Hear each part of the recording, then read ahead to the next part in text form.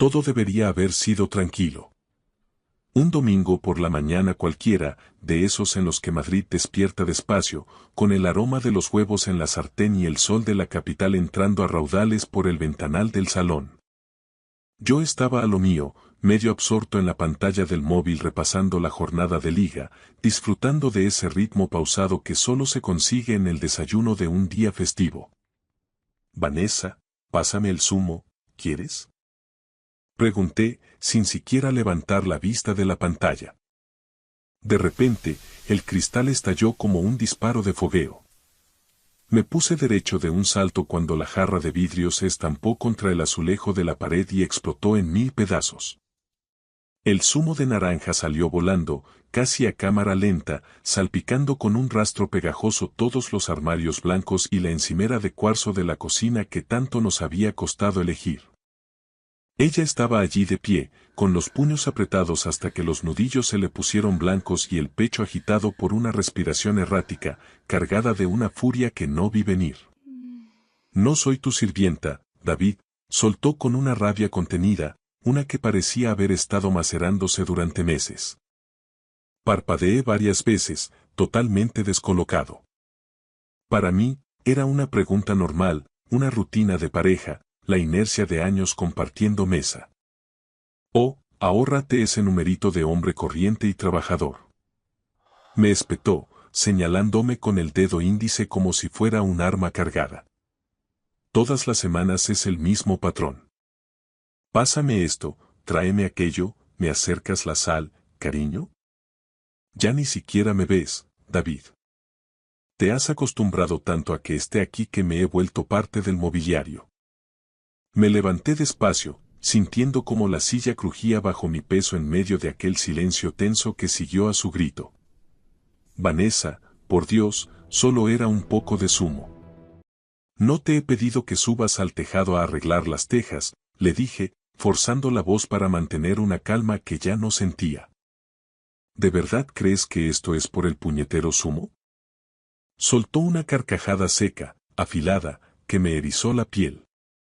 Me tratas como a un personaje secundario en el guión de tu vida, como si mi único propósito en este mundo fuera orbitar a tu alrededor. Sonreír, servir la cena y estar calladita mientras tú descansas de tu duro día. Esquivé con cuidado los cristales rotos que alfombraban el suelo. Eso no es justo y lo sabes. Sabes perfectamente que yo también arrimo el hombro en esta casa cuando hace falta, respondí, bajando el tono, intentando que los vecinos no se enteraran de nuestra miseria. Ella entrecerró los ojos con un desprecio que me atravesó. Ah, sí. ¿Cuándo fue la última vez que pusiste la colada sin que yo te lo tuviera que pedir por favor? ¿O que limpiaste el baño a fondo? Apareces cuando todo es fácil, David, cuando la cena está puesta, pero soy yo la que carga con todo el peso invisible de esta casa. Aquello me dolió de verdad. Y no voy a mentir, una parte de mí quiso contraatacar con saña, recordarle que he hecho muchísimas horas extras en la oficina, que soy yo quien mantiene el nivel de vida y que esta hipoteca del adosado no se paga con sonrisas. Pero me contuve. Todavía no era el momento de incendiarlo todo. En su lugar, me agaché en silencio para empezar a recoger los trozos de cristal que brillaban bajo el sol. Y ahí fue cuando ocurrió. Un corte limpio, traicionero y profundo atravesó la yema de mi pulgar. La sangre brotó al instante, de un rojo intenso, goteando rítmicamente sobre el suelo claro de la cocina. Maldita sea. Siseé entre dientes, presionando la herida con fuerza. Vanessa miró hacia abajo, hacia mi mano ensangrentada.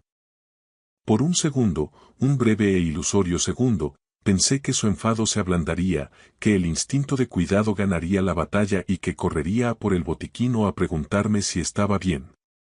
Pero no se movió ni un milímetro. Se quedó allí quieta, de brazos cruzados, con los labios apretados en una línea gélida. Yo sangraba en su cara y ella ni siquiera se inmutaba.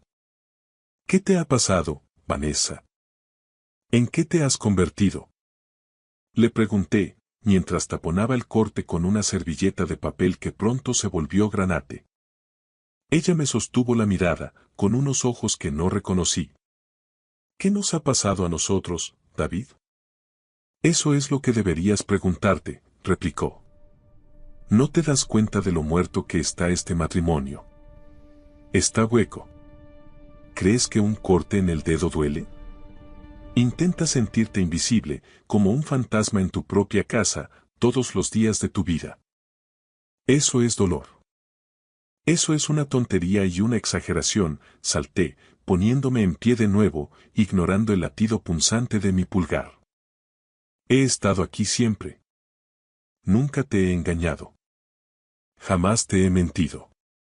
He construido esta vida con esfuerzo para nosotros.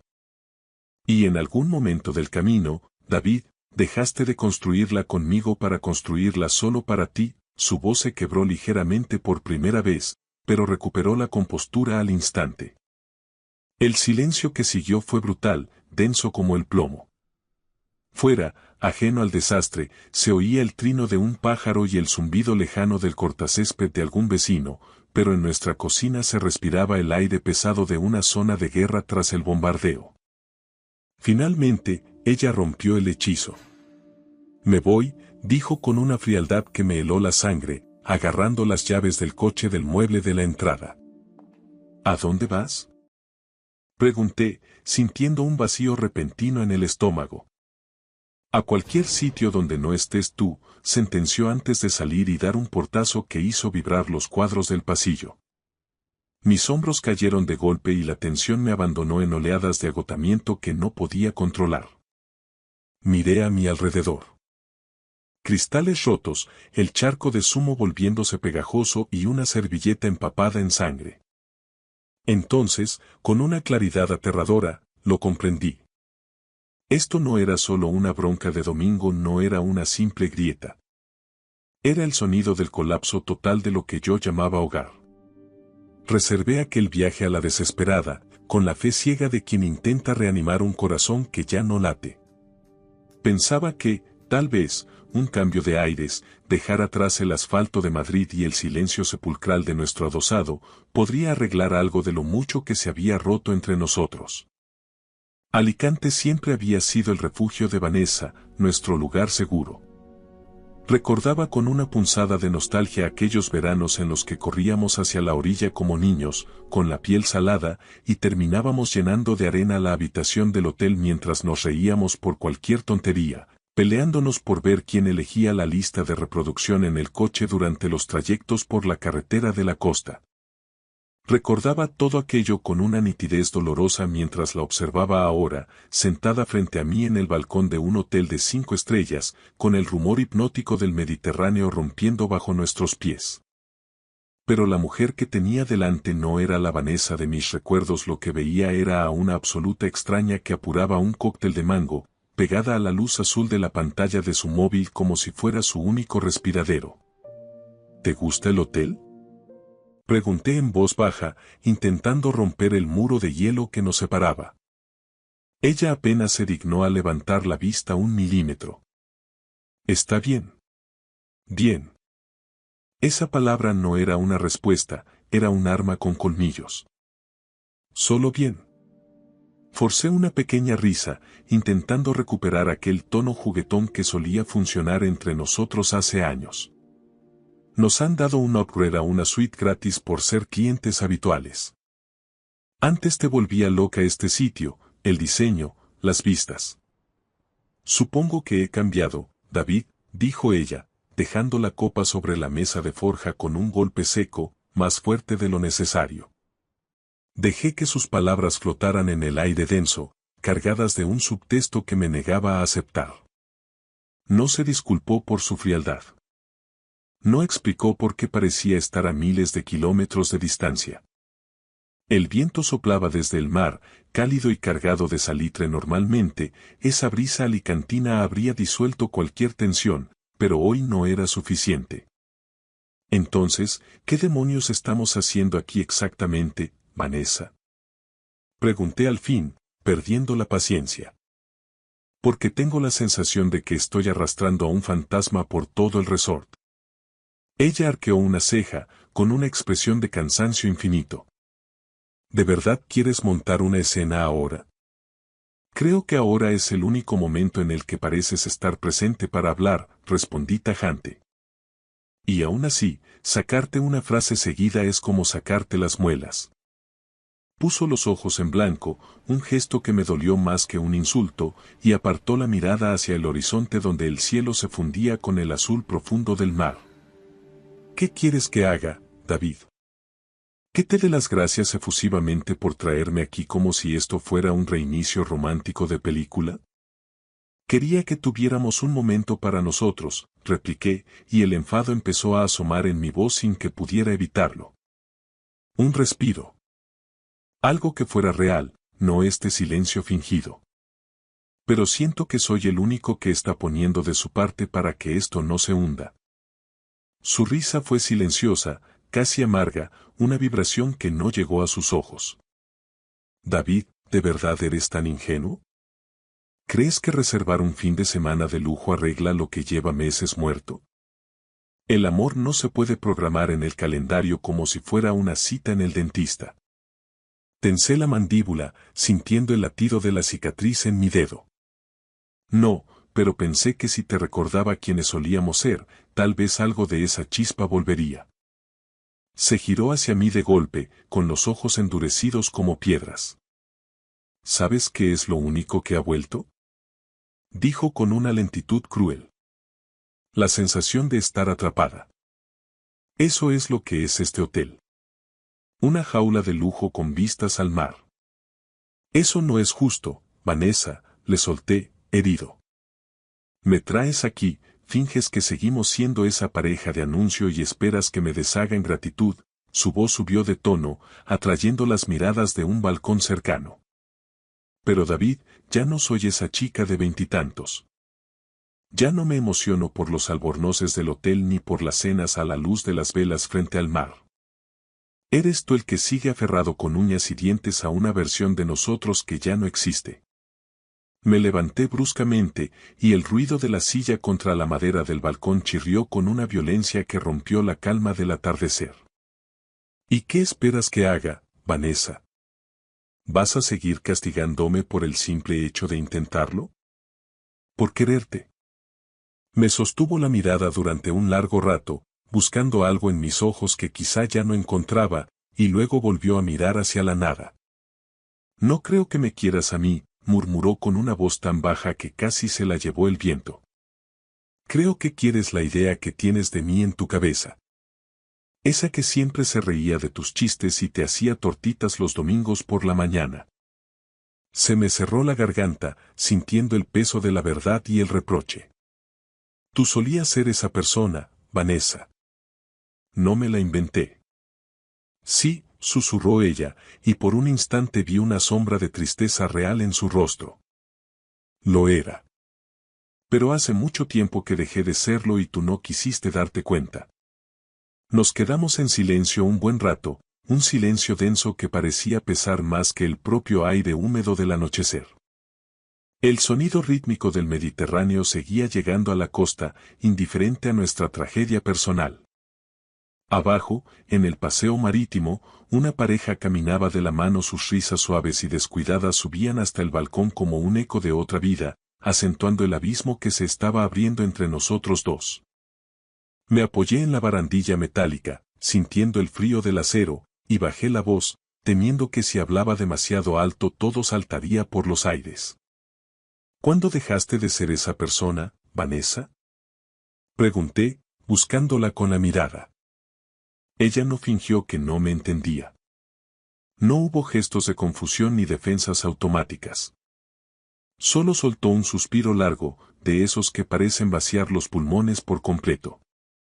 No lo sé con certeza.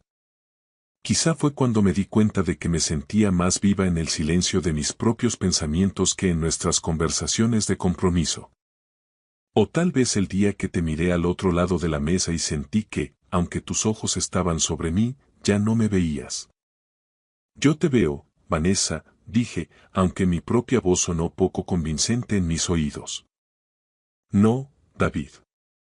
Me observas, analizas si estoy de buen humor o si he hecho la compra, pero hace mucho tiempo que no me ves de verdad. Soy una constante en tu paisaje, nada más. Aquello me dolió más de lo que esperaba, una punzada seca en el pecho, porque en el fondo de mi conciencia sabía que sus palabras no eran fruto del rencor, sino de una observación clínica. Vine a este viaje esperando encontrar una señal, algo a lo que agarrarme, admití, sintiéndome de repente muy pequeño. Y yo vine para estar segura de lo que ya sospechaba, dijo ella, girándose por fin para encararme. Me volví hacia ella con el corazón latiendo a 1000 por hora, golpeando contra mis costillas. ¿Segura de qué exactamente? Me miró a los ojos sin dudarlo ni un segundo, con una determinación que me dio escalofríos. ¿De que he terminado con esto, David? De que ya no me queda nada que ofrecerte ni nada que esperar de ti. Se levantó con una elegancia gélida y entró en la habitación. Cerró la puerta corredera de cristal tras de ella sin violencia. No fue un portazo dramático, fue solo un pequeño y seco clic final, el sonido de una cerradura encajando para siempre. Me quedé allí solo, aferrado a la barandilla mientras el mar seguía su curso. De repente, el olor a sal ya no me recordaba a la libertad de las vacaciones, ahora olía a óxido, a naufragio y a pérdida. El corte de mi pulgar estaba empezando a cicatrizar, formando una costra dura, pero todavía me enviaba un latido de dolor cada vez que rozaba cualquier superficie. Ese pequeño pinchazo constante se convirtió en una especie de extraño compañero, un recordatorio físico no de los cristales rotos en la cocina, sino del estado de nuestro matrimonio. De vuelta en Madrid, la casa se sentía diferente, más grande y más fría. Me sentaba a menudo a la mesa del comedor, trazando con la yema del otro dedo la línea rosada y tierna de mi pulgar. Todo estaba en un silencio sepulcral, pero no era ese silencio cálido de las mañanas de domingo de antaño. Era un silencio vigilante. Vanessa estaba arriba, encerrada en el despacho o en el dormitorio de invitados, o eso suponía yo. Últimamente se movía por la casa como una sombra, desaparecía en las habitaciones sin hacer el más mínimo ruido. Ya había dejado de preguntarle a dónde iba o qué hacía, sus respuestas eran muros infranqueables. El viaje a Alicante terminó en un vacío total. El trayecto de vuelta por la 3 fue un suplicio de horas sin cruzar palabra. Volvimos a casa como dos conductores que saben que se han pasado su salida en la autopista hace cientos de kilómetros pero siguen conduciendo por inercia, esperando simplemente a que la carretera se desmorone bajo sus pies. Fue entonces cuando empecé a notar los detalles. Se reía más mirando la pantalla del móvil que cuando compartía espacio conmigo. Sus dedos volaban sobre el cristal a todas horas, moviéndose con una agilidad nerviosa, como si estuviera ensayando para un papel importante en una obra de teatro de la que yo no tenía el guión. Una noche, mientras el televisor iluminaba el salón con imágenes que ninguno veía, le pregunté con quién hablaba con tanto interés. Ni siquiera se molestó en girar la cara hacia mí. Con las primas, con Bianca, respondió con una naturalidad ensayada.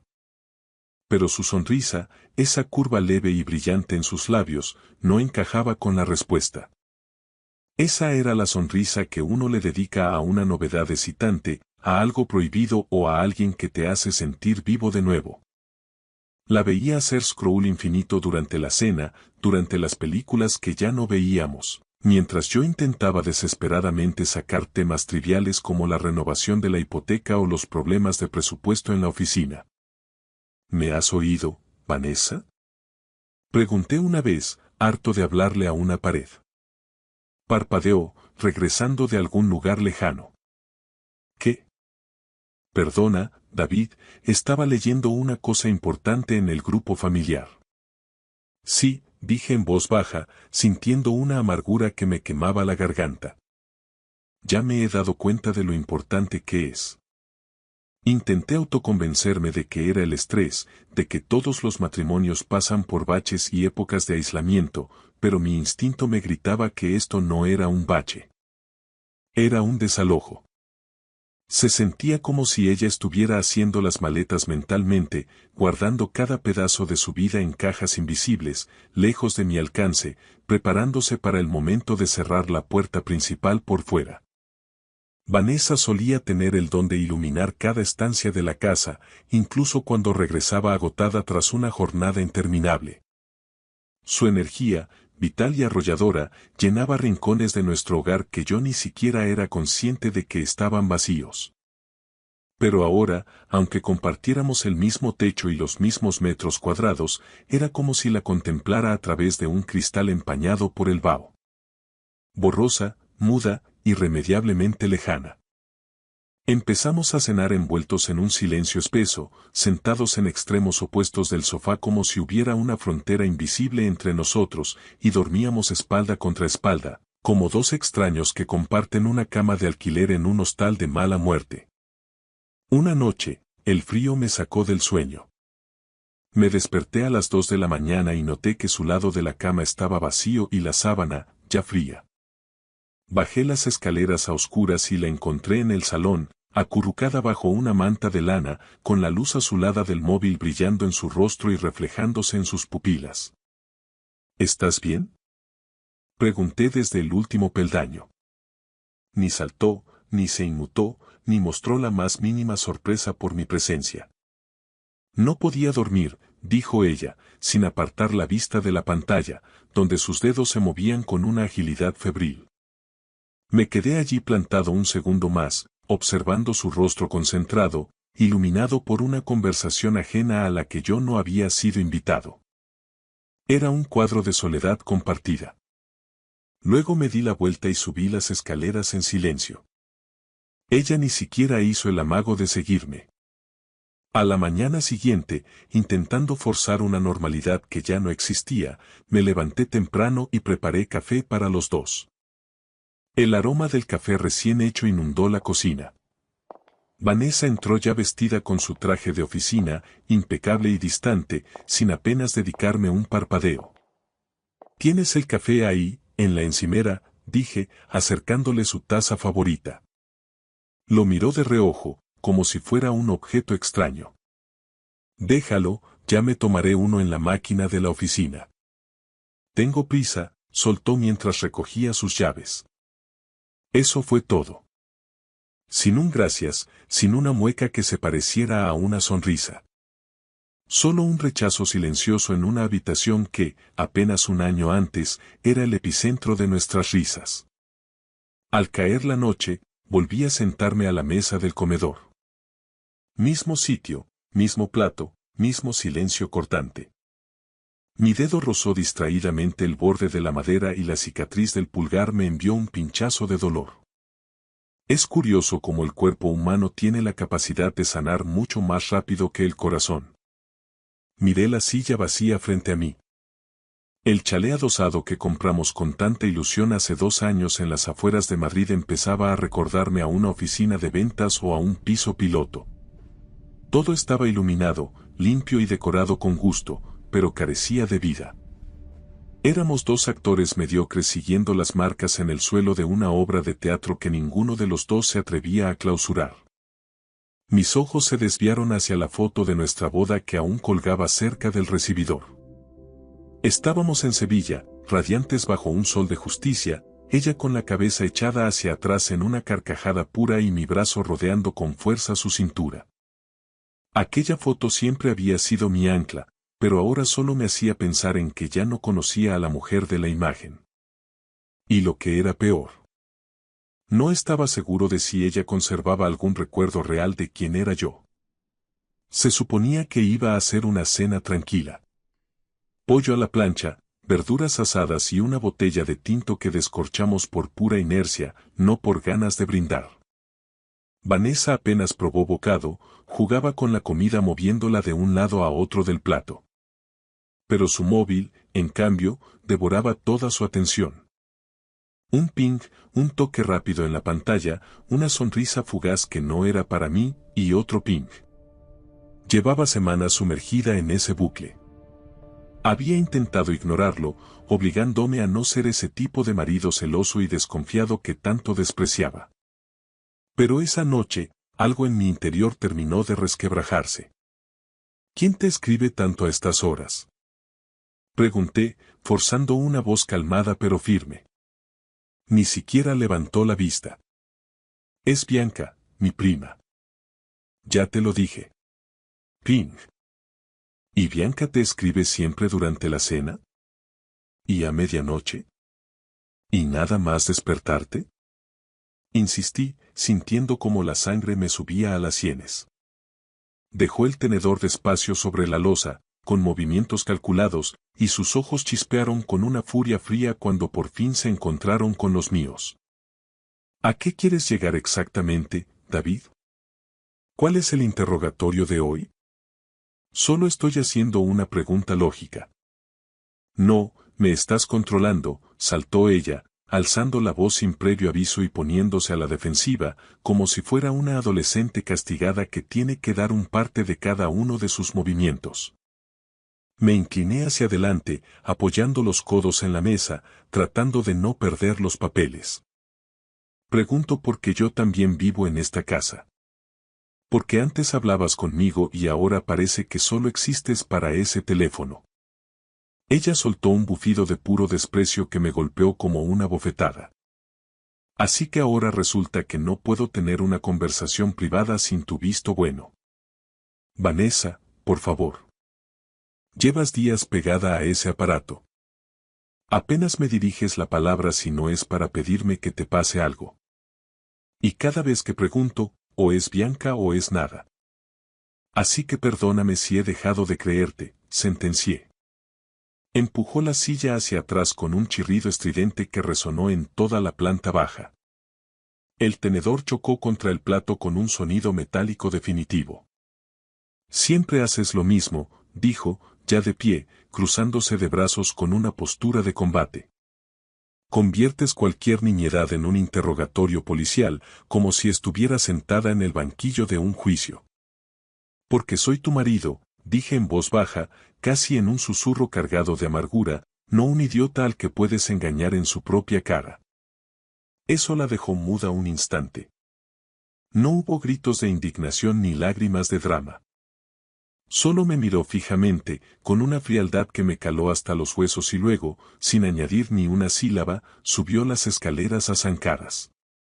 Por un segundo eterno pensé que aquello sería todo, otra noche de silencio gélido hasta el amanecer. Pero cuando oí el inconfundible sonido metálico de una cremallera de maleta recorriendo el pasillo de arriba, el pecho se me encogió de forma violenta. Me levanté de la mesa de un salto. ¿Vanessa? No hubo respuesta. Subí los escalones de dos en dos, con el corazón en la garganta.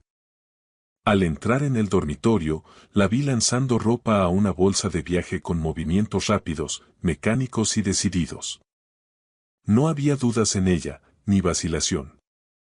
¿De verdad te vas?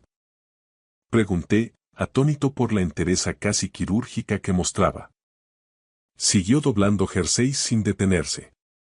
Sí. ¿Y a dónde piensas ir a estas horas? Me miró como si le hubiera preguntado una obviedad absurda, como si el cielo fuera verde. A cualquier sitio que no se sienta como esta casa, David. A cualquier parte donde pueda respirar. Vanessa, por favor, recapacita. Ni siquiera vas a hablar conmigo como personas adultas. Te vas en mitad de la noche como si yo no significara nada, como si no existiera. Yo intenté hablar contigo 1000 veces, masculló, cerrando la cremallera de un tirón seco que sonó a sentencia, pero tú nunca quisiste escuchar lo que no te convenía. Y con eso, agarró la maleta y pasó por mi lado dejándome atrás, como si fuera un mueble más del pasillo. La puerta principal se cerró con un estruendo que pareció hacer vibrar los cimientos del adosado un minuto después. La llamé al móvil 3 veces seguidas, no hubo respuesta, solo el buzón de voz. Me senté en el borde de la cama vacía, con el teléfono en el regazo, mirando fijamente a la pared. Su almohada todavía conservaba el aroma de su champú cítrico. Sus zapatillas de estar por casa seguían junto al armario. Pero la mujer a la que pertenecían se había marchado, y esta vez tenía la certeza absoluta de que no pensaba mirar atrás. Había pasado una semana exacta desde que Vanessa cruzó el umbral de la puerta y el estruendo de la cerradura puso fin a nuestra vida en común. 7 días de mensajes lanzados al vacío sin respuesta, 7 noches eternas durmiendo al borde de una cama que se sentía como un desierto de sábanas frías, y 7 mañanas preparando un café solitario cuyo aroma solo me recordaba su ausencia. El silencio en nuestro adosado no era ruidoso ni dramático, era algo mucho peor, era indiferente.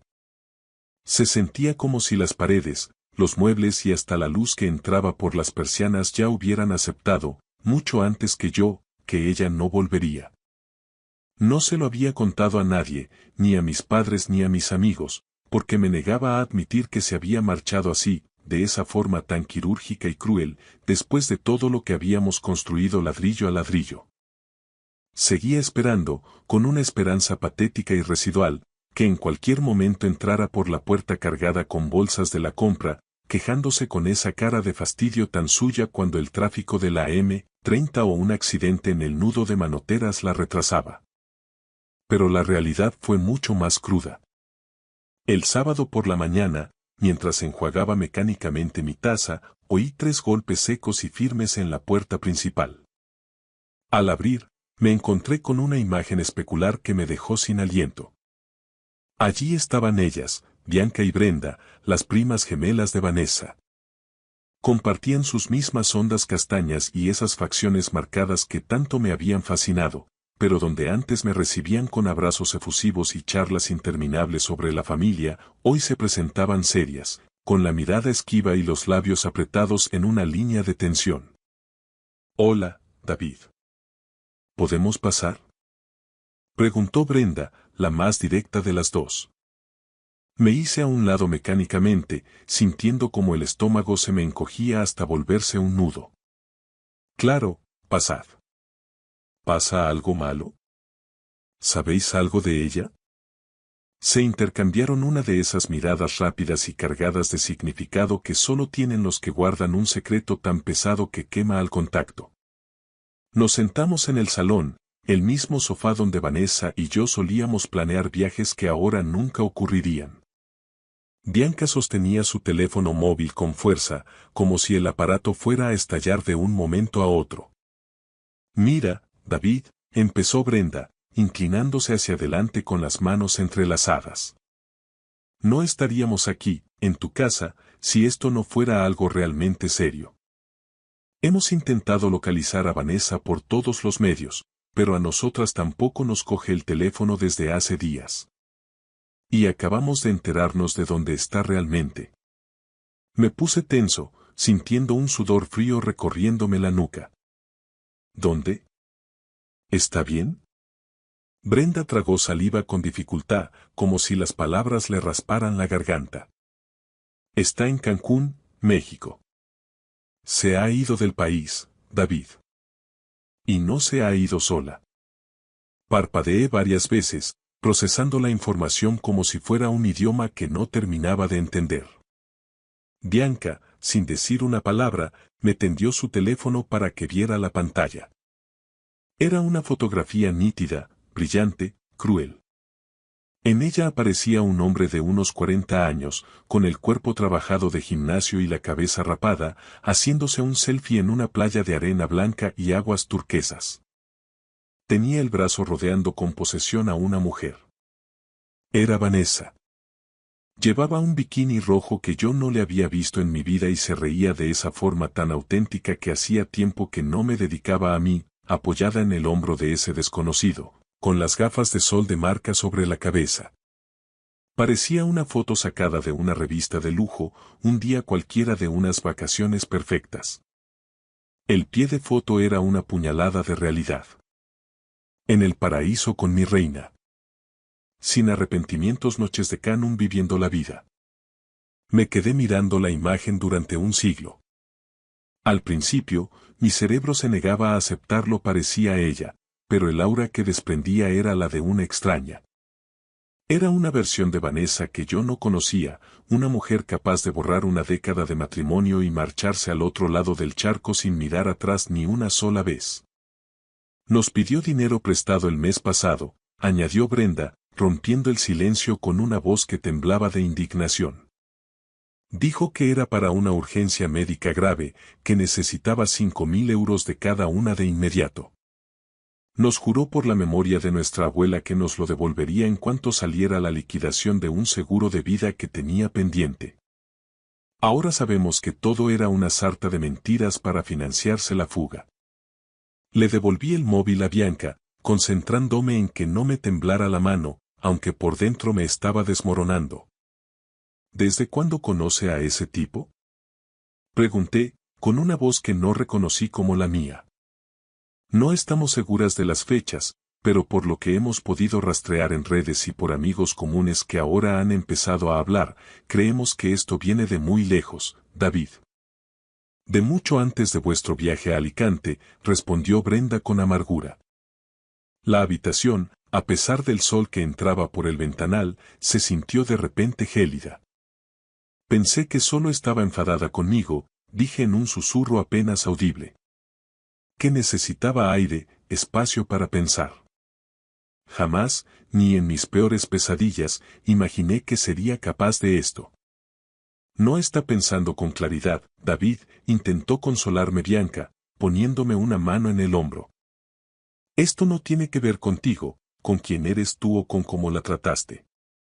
Es algo que ella ha decidido romper por dentro. Asentí despacio, aunque el dolor que me oprimía el pecho me decía lo contrario. Estaba en Cancún con otro, burlándose de nuestra historia, haciéndose fotos de enamorada y estafando a su propia sangre sin la menor intención de reparar el daño. Y ni una sola vez, ni un solo segundo en todos estos días, se había dignado a enviarme un mensaje para decirme que estaba viva. Pensamos que merecías saber la verdad por nosotras, antes de que te enteraras por terceras personas o por Instagram, dijo Brenda, tocándome la rodilla con afecto. Gracias, respondí con un hilo de voz. De verdad, gracias por venir.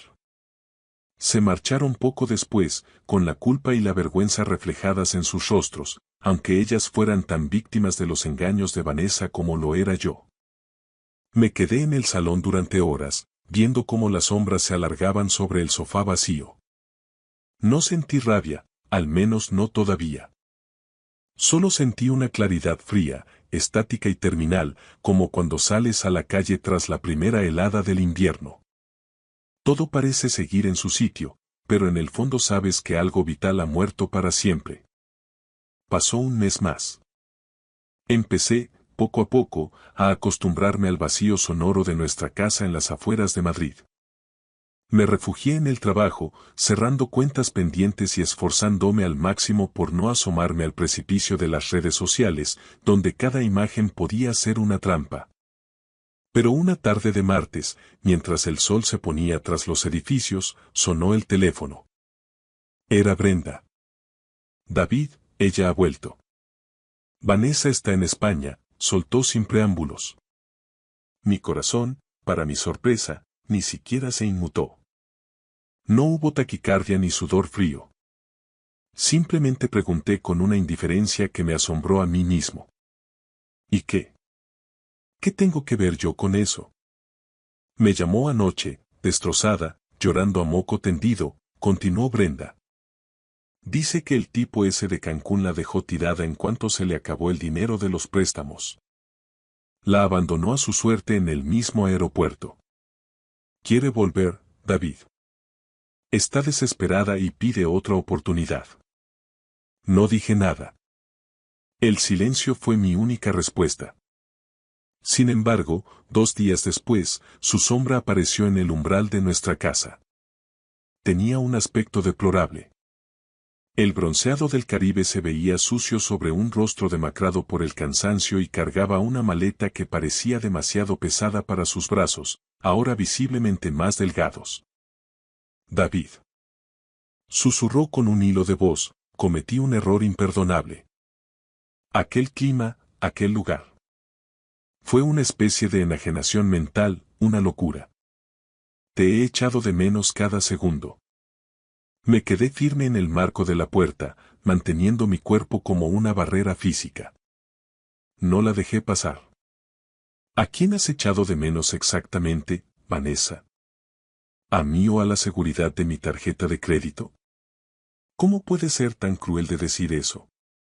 Sus ojos se empañaron con lágrimas instantáneas, esas mismas lágrimas con las que siempre, durante años, había conseguido doblegar mi voluntad. Somos una familia. Tenemos una vida construida, la hipoteca, nuestros planes de futuro. Teníamos una vida en común hasta que decidiste que sentirte invisible en Madrid era una excusa válida para convertirte en una estafadora en México, respondí con una calma glacial. Les robaste sus ahorros a tus propias primas. Me mentiste a la cara con una frialdad aterradora durante meses. Lo devolveré todo, te lo juro. Buscaré un trabajo mañana mismo, yo. Intentó dar un paso hacia el interior de la casa. No, Vanessa. No lo estás entendiendo. No estoy enfadado, el enfado requiere energía y ya no me queda nada para ti. Simplemente, ya no siento nada. Cuando cerraste esa puerta para irte al paraíso, te llevaste contigo cada hilo que nos unía. Ahora esto es solo una construcción de ladrillos, y en ella no hay sitio para ti. Cerré la puerta con firmeza. No hubo gritos dramáticos ni ruidos de platos rotos contra el suelo. Solo se escuchó el leve y definitivo clic de la cerradura. Pasaron otros 6 meses de reconstrucción personal. El juicio de divorcio fue sorprendentemente rápido y aséptico. Su traición y el fraude a su familia eran pruebas demasiado evidentes como para que sus abogados pudieran reclamar nada sustancial. Puse el chalet a la venta, necesitaba desinfectarme de los recuerdos y empezar de cero en un lugar sin fantasmas. Una tarde de otoño, estaba sentado en la terraza de un pequeño bar en la plaza de Santa Ana, disfrutando de un buen Rioja y viendo pasar a la gente. Alguien se detuvo frente a mi mesa. ¿Está ocupado este sitio?, preguntó una voz que ahora me resultaba reconfortante. Era Brenda. Se veía distinta. Más segura de sí misma, con una luz radiante en la mirada.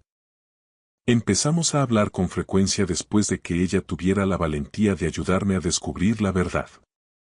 Fue la única, junto con su hermana, que no me dio la espalda cuando mi mundo se hundía. ¿Cómo estás de verdad, David?, preguntó con una sonrisa sincera mientras se sentaba. ¿Sabes? Miré mi dedo pulgar, donde la cicatriz de aquel domingo ya era casi imperceptible, una línea finísima que el tiempo había suavizado. Creo que, por fin, estoy bien. Hablamos durante toda la velada, sin prisas. Resultó que teníamos mucho más en común de lo que jamás imaginamos durante todos esos años en los que la sombra manipuladora de Vanessa nos mantenía a una distancia prudencial. Brenda eligió la honestidad y la lealtad por encima de los lazos de sangre infectados, y yo valoraba eso más que cualquier otra cosa en el mundo. Hace poco asistimos juntos a una barbacoa familiar en casa de su abuela. Vanessa también estaba allí, intentaba fingir que nada había cambiado, forzaba risas y bromeaba con los tíos, pero el vacío a su alrededor era absoluto. Todas las conversaciones se silenciaban de forma natural cuando ella intentaba intervenir. La ignoraban no por una sed de venganza orquestada, sino simplemente porque, por sus propios actos, se había convertido en una perfecta extraña para todos. Se quedó un buen rato en un rincón del jardín, bajo la sombra de un castaño, sola, observándonos a nosotros. A Brenda y a mí, compartiendo confidencias y risas reales. Éramos felices, sin etiquetas ni artificios. Y esa, sin duda, fue la redención más silenciosa, justa y satisfactoria de todas. Gracias por escuchar mi historia hasta el final. Si resonó contigo, dale like, escribe en los comentarios qué fue lo que más te tocó y no olvides decir de dónde eres. Suscríbete al canal, vienen muchas más historias. Me desperté creyendo que este sería el día más importante de mi vida. El día en que llevaría a mi hija al altar, tal como se lo había prometido a su madre antes de que ella falleciera. Pero antes de que saliera el sol por el horizonte de la sierra, nuestro chofer de toda la vida llegó mucho antes de lo previsto e hizo algo que jamás habría esperado de un hombre tan comedido. Abrió la puerta trasera de su sedán negro y, con una fuerza impropia de su edad, me empujó al interior, cubriéndome rápidamente con una manta de lana pesada que guardaba en el maletero. ¿Pero qué haces, Martín? ¿Te has vuelto loco? Susurré furioso, forcejeando desde la oscuridad asfixiante del coche. Por favor, don Fernando, se lo ruego, respondió él con una urgencia quebrada en la voz. Escóndase y no haga ruido. Hay algo que tiene que ver con sus propios ojos antes de que sea tarde. Contra todo instinto y pese a la indignación que me quemaba el pecho, me quedé callado. Lo que presencié desde aquel escondite, agazapado en el suelo del vehículo, lo cambió todo para siempre. Me había levantado a las 6:30 de la mañana, con el corazón galopando. La luz pálida del alba ya se filtraba por los grandes ventanales de mi habitación en la finca, la misma que compartí con Elena durante 30 años de felicidad ininterrumpida. Ella se había ido hacía 5 inviernos, y todavía muchas mañanas, por pura e instintiva costumbre, estiraba la mano sobre las sábanas de hilo buscando el calor de su lado de la cama. Es el gran día, cariño. Nuestra pequeña se nos casa, susurré a la habitación vacía, sintiendo un nudo en la garganta. Me quedé mirando en el vestidor el traje azul marino de 3 piezas, de corte impecable, que había elegido en una sastrería de la calle Serrano hacía 3 meses. Dicen que los vestidos de las madres de la novia son los que acaparan todas las miradas, pero nadie te cuenta el calvario silencioso que sufre un padre eligiendo el atuendo perfecto para entregar a su única hija en la iglesia. Elena, con su gusto exquisito, habría sabido exactamente qué corbata combinar. A mis 62 años, mis manos temblaban ligeramente mientras me abotonaba la camisa de puño doble, y no era un temblor de vejez. Era un peso opresivo en el esternón que no me dejaba respirar con normalidad desde que abrí los ojos. La finca estaba sumida en un silencio sepulcral, demasiado inquietante para ser una mañana de boda. Lucía se había quedado en un hotel de 5 estrellas en el centro de Madrid, cerca de la Puerta de Alcalá, con sus damas de honor respetando esa vieja tradición de que el novio no debe ver a la prometida antes de encontrarse frente al altar. Bajé a la cocina y me preparé un café solo, corto, cargado y muy amargo, tal como me acostumbré a tomarlo durante décadas de tensas reuniones de negocios en los despachos de la Castellana. Todo parecía estar bajo control. La carpa blanca inmaculada ya estaba instalada en el jardín para el convite posterior, los centros de flores frescas, el catering. Todo estaba en su sitio, menos mi paz interior. Miré una foto en mi móvil de hacía apenas 2 meses.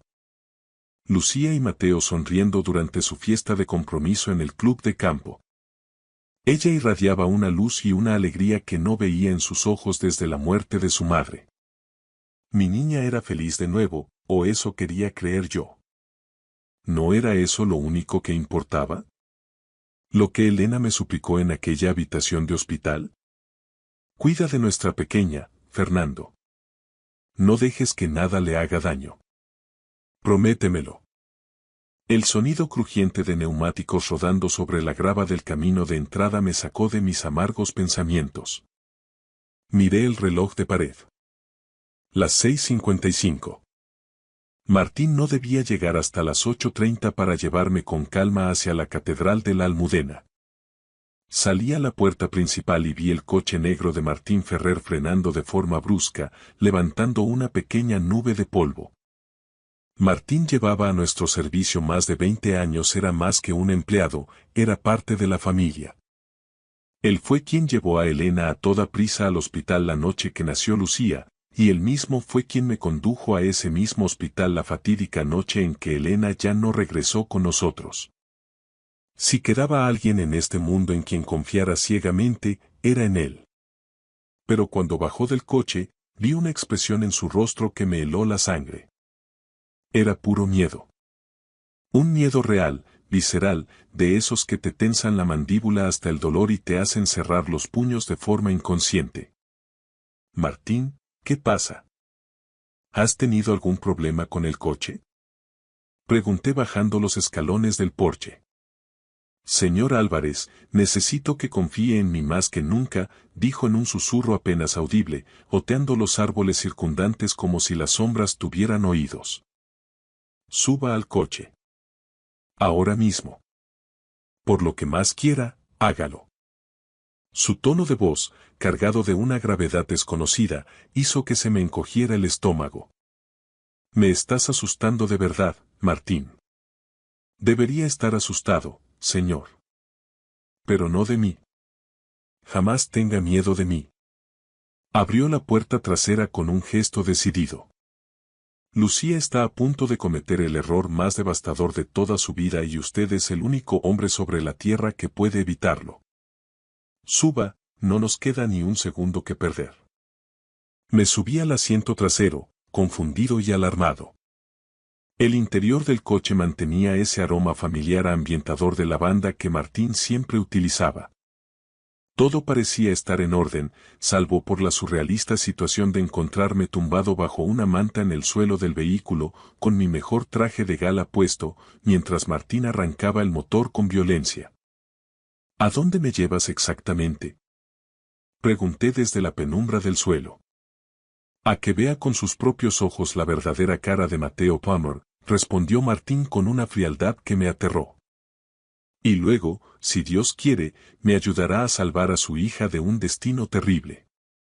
El mundo se volvió una mancha oscura y asfixiante bajo esa manta de lana, pero mis sentidos, especialmente el oído, se agudizaron de manera casi animal. Apenas 10 minutos después, tras un trayecto que se me antojó eterno, el coche se detuvo suavemente. Escuché el eco metálico del cierre centralizado y el clic seco de la puerta del copiloto al abrirse. Alguien subió al vehículo y, al instante, una bofetada de colonia cara y penetrante inundó el habitáculo. No era el aftershave discreto de Martín, era un aroma más fuerte, más joven y agresivo, de esos que buscan marcar territorio. Buenos días, Martín, dijo una voz suave, aterciopelada y cargada de una seguridad insultante.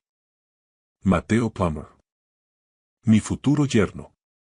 Buenos días, Sr.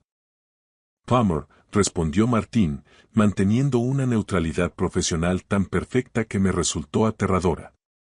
Un día precioso para una boda, ¿verdad? Continuó Mateo. Escuché el crujido sutil del tejido de su smoking al acomodarse en el asiento de cuero. Todavía no puedo creer que esto esté pasando realmente. Es un gran día, sin duda alguna. El coche se puso de nuevo en marcha. Bajo la manta, el aire se volvía cada vez más pesado, caluroso y cargado de una tensión que me hacía sudar.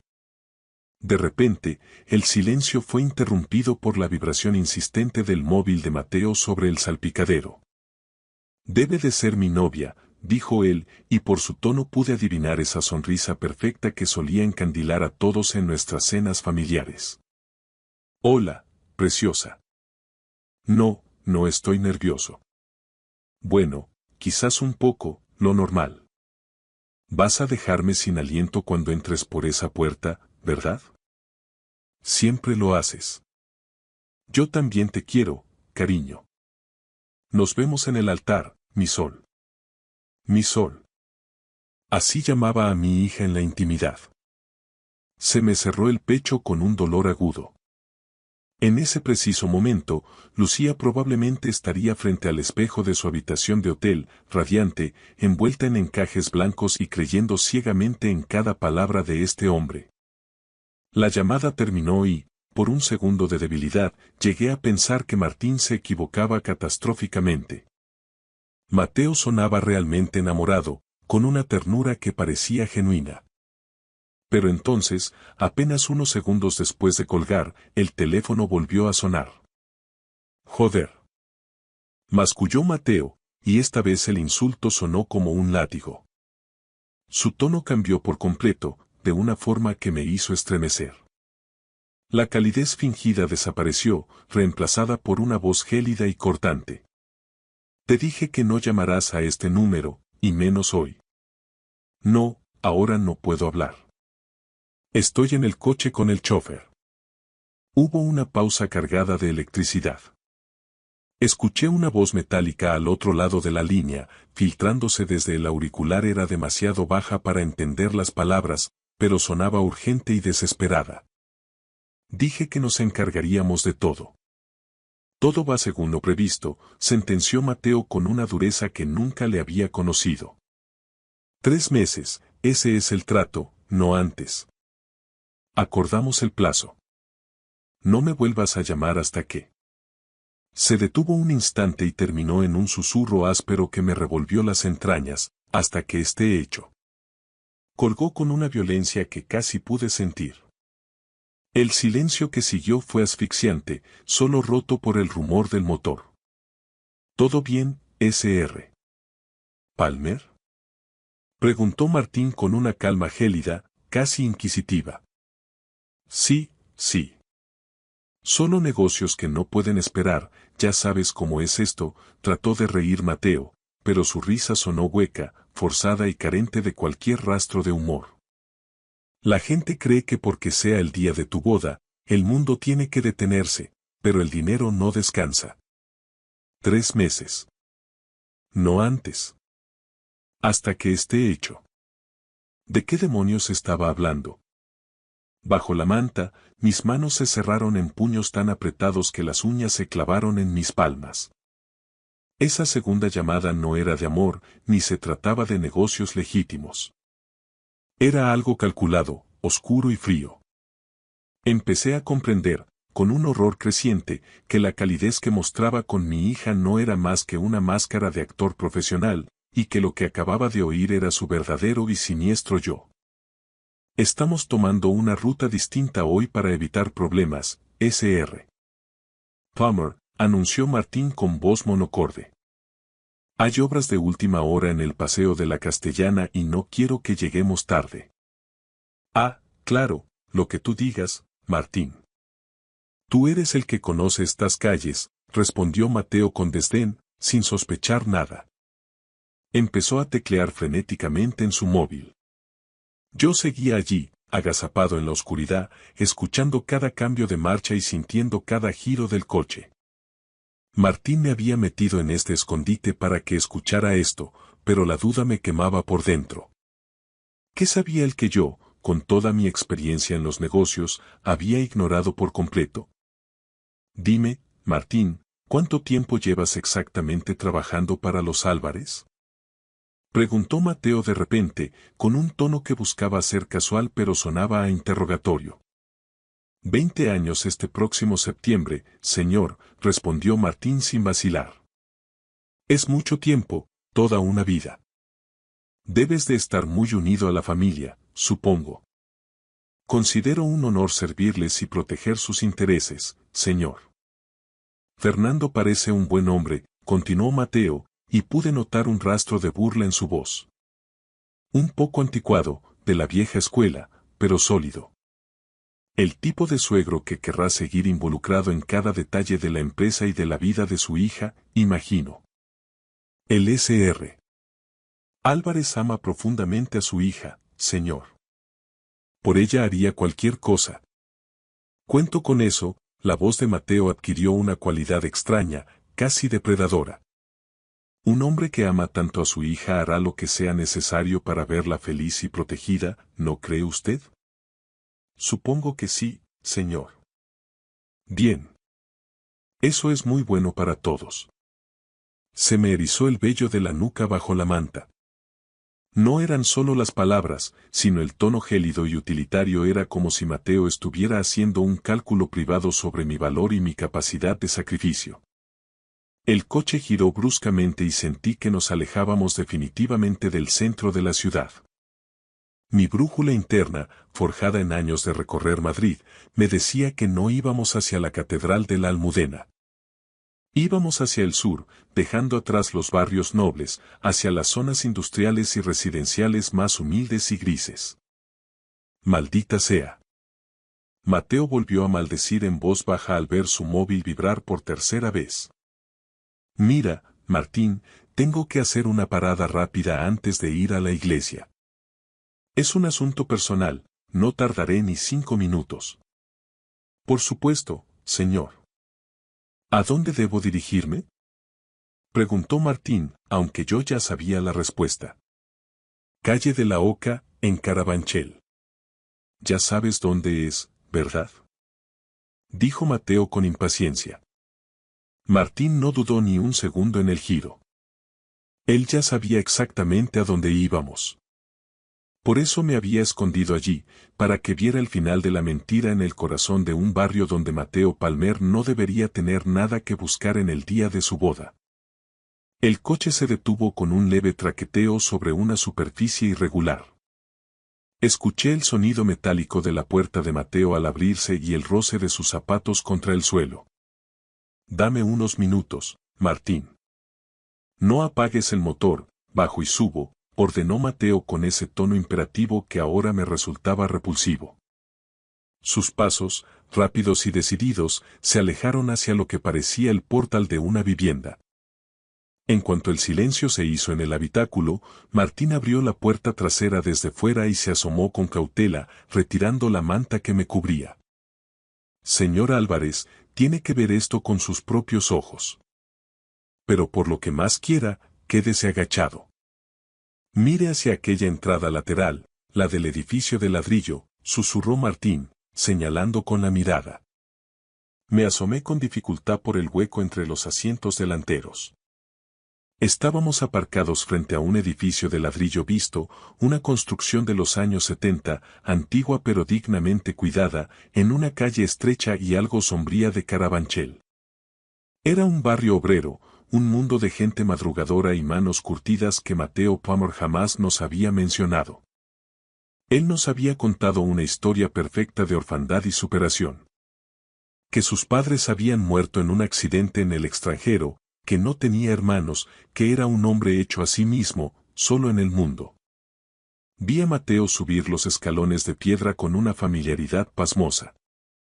Sacó un manojo de llaves, abrió el portal y entró sin llamar, como quien entra en su propio hogar después de una larga jornada. Mi corazón latía desbocado, golpeando mis costillas con una fuerza que me mareaba. Minutos después, la puerta lateral que daba a un pequeño patio interior se abrió. De ella salió una mujer de unos 30 años, llevaba el pelo recogido en una coleta desordenada y vestía unos vaqueros desgastados y una camiseta de algodón que había visto mejores tiempos. Su rostro reflejaba un agotamiento profundo, con esas ojeras violáceas propias de quien no duerme por la angustia de las facturas sin pagar o las noches en vela. Se cruzó de brazos en un gesto defensivo, casi hostil. Mateo, por favor, no puede seguir apareciendo así. No puede seguir haciéndonos esto, dijo ella con una voz tensa, quebrada por la fatiga. No alcancé a escuchar la respuesta de él, pero vi la cara de ella transformarse. Era una mezcla insoportable de frustración, rencor y un miedo latente. Y entonces, ocurrió lo que terminó de romperme el alma. Una voz infantil, cristalina y alegre, resonó desde el interior de la casa. Papá. Papi, has venido. Una niña de unos 4 años salió corriendo por la puerta, ajena a la tragedia que se mascaba en el ambiente. Tenía unos rizos rubios idénticos a los de Mateo y apretaba contra su pecho un conejo de peluche despeluchado. Mateo salió tras ella, su rostro se iluminó de una forma que nunca había visto en nuestras cenas de gala, y la levantó en vilo. La pequeña le rodeó el cuello con los brazos y él la besó en la cabeza con una ternura infinita, una devoción que me pareció la mayor de las traiciones. Hola, mi cielo, murmuró él, pegando su mejilla a la de la niña. Hoy no puedo quedarme a jugar, lo siento mucho. Pero dijiste que jugaríamos a la merienda con el Sr. Orejas, protestó la niña con un puchero que me recordó dolorosamente a Lucía cuando era pequeña. Lo sé, bebé, de verdad que lo siento. Papi tiene que ir a trabajar en algo muy importante hoy, pero volveré pronto con una sorpresa para ti. Te lo prometo. Mentiroso. El grito resonó en las paredes de mi cráneo. No iba a trabajar. Iba a la catedral de la Almudena a jurar amor eterno ante Dios a mi hija, mientras esta niña y esta mujer lo esperaban en un rincón olvidado de Madrid. La mujer, Marta, se acercó a él con paso pesado. Mateo, tenemos que hablar de lo que me dijiste ayer. De los plazos. Ahora no, Marta, la voz de él se volvió cortante, recuperando esa frialdad gélida que le había oído en el coche. Bajó a la niña con brusquedad. Mía, ve adentro a terminar el desayuno con los dibujos. Mamá y yo necesitamos hablar un minuto a solas. La pequeña entró obediente. Marta se enfrentó a él, clavándole los ojos. No puedes seguir mintiéndole así. Pregunta por ti cada hora del día. No entiende por qué te vas tanto tiempo, ni por qué tienes que esconderte. Lo tengo todo bajo control, joder, respondió Mateo entre dientes, mirando hacia la calle con nerviosismo. Confía en el plan. ¿Controlado?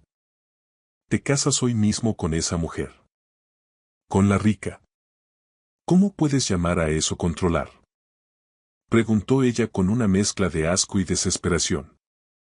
Me quedé sin aliento, sintiendo que el oxígeno desaparecía del coche. Ella lo sabía. No era una víctima engañada, era una cómplice desesperada o una rehén de las circunstancias. Te expliqué el plan punto por punto, siseó Mateo, agarrándola por el brazo. 1 año. Solo necesito aguantar 1 año. Con el dinero de los Álvarez pago mis deudas con Greco y seremos libres de una vez. Mía tendrá el tratamiento médico privado que necesita en Suiza. Empezaremos de cero lejos de aquí, donde nadie nos conozca. ¿Y ella? Susurró Marta con un hilo de voz. ¿Y Lucía? Le vas a destrozar la vida, Mateo. Es una persona, no un cajero automático. Se recuperará. Los ricos siempre encuentran la forma de lamerse las heridas con billetes, sentenció él con un cinismo que me dio náuseas. Quise salir del coche en ese instante, agarrarlo por las solapas del smoking y exigirle que me mirara a los ojos mientras le hundía la vida. Pero la mano firme de Martín se posó sobre mi hombro, sujetándome con fuerza. Espere, don Fernando, susurró Martín con los ojos fijos en la escena. Aún no lo ha visto todo. Hay algo más, algo que conecta a este Greco con su propia empresa. Mateo se acercó a Marta y le habló en un tono que pretendía ser tierno, pero que a mis oídos sonaba a veneno puro. Hago este sacrificio por nosotros. Por el futuro de Mía. Si no lo hago, Greco nos matará a los 3. Confía en mí por última vez. Dejé de confiar en ti el día que compraste ese anillo con el dinero que nos quedaba para el alquiler, respondió ella dándole la espalda. Mateo consultó su reloj de pulsera, un reloj que yo mismo le había regalado por su compromiso, y se marchó hacia el coche sin decir una palabra más. Marta se quedó allí, en medio del patio, con los hombros hundidos bajo el peso de una verdad insoportable, y volvió a entrar en la casa. Me quedé gélido, petrificado en el suelo del coche. Mateo Palmer no solo era un mentiroso, era un parásito que pretendía usar a mi hija como escudo financiero.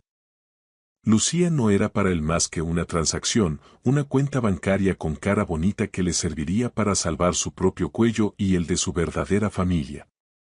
Sr. Álvarez, vuelva a cubrirse, dijo Martín con una voz sombría mientras veía a Mateo acercarse. Aún no hemos terminado. Hay algo mucho peor que debes saber antes de que lleguemos a la iglesia. Me acomodé de nuevo en el suelo del coche, con las extremidades rígidas y el pulso vibrando en mis sienes como un tambor de guerra. Martín, aprovechando que Mateo se había alejado unos metros para hacer una última y tensa llamada frente al portal, se giró hacia atrás y me tendió su teléfono móvil. Hay algo mucho más grave que una doble vida, señor Álvarez, dijo con una voz que denotaba una fatiga moral absoluta. Mire esto. No es solo dinero. Es su vida. En la pantalla brillaba la captura de un correo electrónico enviado desde una cuenta encriptada. El asunto era aséptico, casi empresarial. Operación liquidación. Fase final. Mis ojos recorrieron las líneas con horror. Objetivo. 3 meses tras el enlace.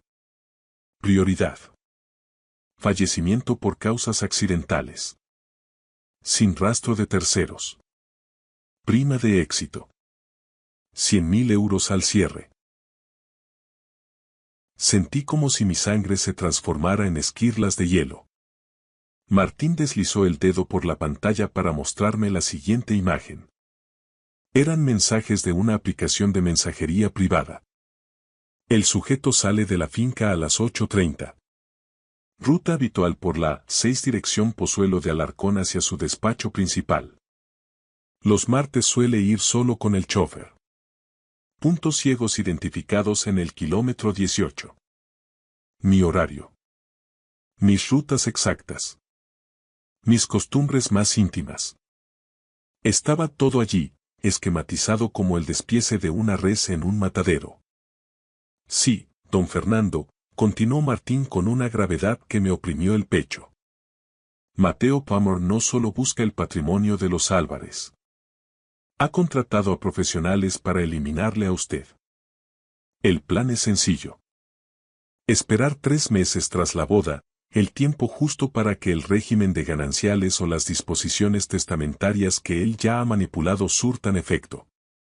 Una vez sea legalmente el marido de Lucía y posea plenos poderes en el Consejo de Administración, usted deja de ser necesario. Usted es el último obstáculo. Todo encajó con una precisión macabra. El compromiso apresurado bajo la excusa de no perder más tiempo en la vida, la insistencia en una boda por todo lo alto en la Almudena para blindar su imagen pública. El plan de 1 año que le había mencionado a Marta en Carabanchel. Pensaba vaciar nuestras cuentas, saldar sus deudas de juego o de negocios turbios con ese tal Greco y desaparecer hacia un paraíso fiscal, dejándome a mí en una tumba y a mi hija Lucía sumida en la viudez, el deshonor y la ruina absoluta. ¿Cómo demonios has conseguido acceso a esto, Martín? Pregunté, y mi propia voz me sonó extraña, como si perteneciera a un anciano moribundo. Llevo sospechando de ese tipo desde el primer día que pisó la finca, señor. Su esposa, doña Elena, me pidió antes de morir que cuidara de ustedes, y eso incluye investigar a las hienas que se acercan demasiado cuando huelen el dinero. No podía decirle nada sin pruebas irrefutables. Lucía está cegada por lo que cree que es amor y me habría despedido al instante. Pero a que es su terminal secundaria hace una semana. Ahora las pruebas son fuego en nuestras manos. Miré por la ventanilla, viendo pasar los edificios grises de Carabanchel mientras regresábamos hacia el centro. Tenía ganas de vomitar, de gritar hasta desgarrarme la garganta. Mi pequeña, mi única hija, estaba en ese hotel de la Puerta de Alcalá, ajustándose el velo de encaje frente al espejo, soñando con un futuro que no era más que una sentencia de muerte para su padre y una estafa magistral para ella. Ella no me creerá si se lo digo yo ahora, dije, más para mí mismo que para Martín. Me verá como un padre controlador, como el hombre que nunca superó la pérdida de su madre y que ahora quiere arruinar su felicidad por puro egoísmo. Me odiará para siempre si detengo la boda sin un escándalo que no deje lugar a dudas. Lo sé, señor. Por eso no puede ser una conversación privada, asintió Martín, mirándome por el espejo retrovisor con determinación. Debe verlo ella misma. Debe caerse la venda frente a todo Madrid. En la casa de Dios, donde él pretende sellar su mentira. En ese momento, el plan se cristalizó en mi mente. Sería algo brutal, público y devastador. Un trauma que la perseguiría años, pero que le salvaría la vida. Saqué mi propio teléfono con manos firmes. Llama a mi abogado de confianza. Dile a Douglas que le quiero en la Puerta de la Almudena en 20 minutos con su equipo legal y los documentos de revocación de poderes. Y llama a la comisaría de la calle Leganitos. Quiero agentes de paisano distribuidos entre los bancos de la iglesia. Esto no es solo un fraude, es una tentativa de homicidio.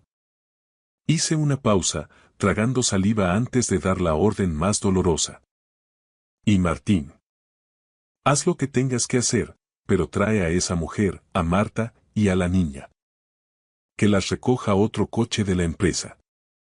Quiero que estén allí cuando Mateo suba al altar. Eran las 9:20 de la mañana.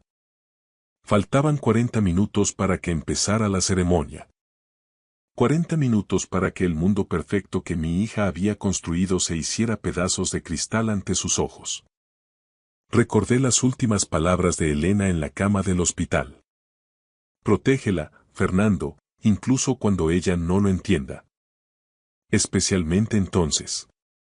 A veces, amar de verdad significa tener la sangre fría de romperle el corazón a tu hijo para evitar que se lo arranquen del pecho. La atmósfera en el interior de la Catedral de la Almudena era un despliegue de opulencia y elegancia contenida. 200 invitados de la alta sociedad madrileña llenaban los bancos de madera tallada. El aroma a incienso se mezclaba con el de miles de flores blancas que adornaban las columnas, y el órgano soplaba notas de una solemnidad que hacía vibrar el suelo. Caminé por el pasillo central con Lucía del brazo. Ella temblaba de una emoción pura, apretando mi mano con fuerza, buscando en mí el pilar que siempre había sido. Se veía absolutamente hermosa, su vestido de encaje y seda era un tributo viviente al que llevó su madre hace 30 años. ¿Estás bien, papá? Te noto muy pálido, susurró ella bajo el velo, con una chispa de preocupación en sus ojos brillantes. Te quiero más que a nada en este mundo, Lucía. Recuerda siempre eso. Fue lo único que pude articular, con el corazón apretado por la culpa de lo que estaba a punto de hacer. Llegamos al altar. Mateo nos esperaba allí, impecable en su chaqué hecho a medida, luciendo esa sonrisa ensayada de yerno perfecto que ahora me provocaba náuseas físicas. Con una parsimonia estudiada, me entregó a mi hija y se colocó a su lado, dándole la mano. El sacerdote comenzó la lectura de los ritos iniciales. Llegó el momento fatídico. El silencio se apoderó de la inmensa nave de la catedral, roto solo por el eco lejano del tráfico de la calle Bailén. Si alguien tiene alguna razón por la que este matrimonio no deba celebrarse, que hable ahora o calle para siempre. Me puse en pie con una lentitud deliberada. El crujido del banco de madera resonó en las bóvedas como un disparo de fusil. 200 cabezas se giraron al unísono hacia mí. El rostro de Lucía pasó de la confusión al pánico absoluto en un segundo. Yo me opongo, dije con una voz firme, una voz de mando que no tembló ni un solo milímetro. Papá. ¿Pero qué haces? Siéntate, por favor. Exclamó Lucía, con los ojos anegados en lágrimas de pura vergüenza. Mateo Palmer ya está casado, anuncié, dando un paso hacia el centro del presbiterio para que todos pudieran oírme. Tiene una esposa legal y una hija de 4 años a las que acaba de visitar esta misma mañana en un piso de Carabanchel. La catedral estalló en un murmullo eléctrico, un avispero de escándalo. Mateo dio un paso adelante, intentando mantener su máscara de indignación erida, aunque el sudor empezaba a perlar su frente. Don Fernando, por el amor de Dios, esto es una locura. Está usted confundido, los nervios de la boda, el estrés por la ausencia de Elena. Intentó decir con falsa compasión. No estoy confundido, Mateo. Te he visto con Marta y con la pequeña mía, le corté con una frialdad que lo dejó mudo.